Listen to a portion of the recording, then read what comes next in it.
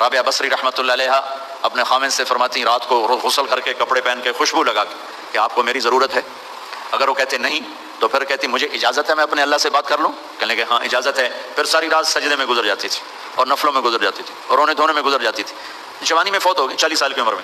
جب ان کا انتقال ہوا تو ایک خادمہ ساتھ تھی, اس سے فرمانے لگی دیکھو میں جب مر جاؤں نا تو مجھے راتوں رات دفن کرنا ہے, اور جس کرتے میں تہجد پڑھتی تھی وہ مجھے کفن دینا ہے. تو اگلے دن وہ خواب میں ملی اسی خادمہ کو. ان کا ماں جی آپ کے ساتھ کیا ہوا؟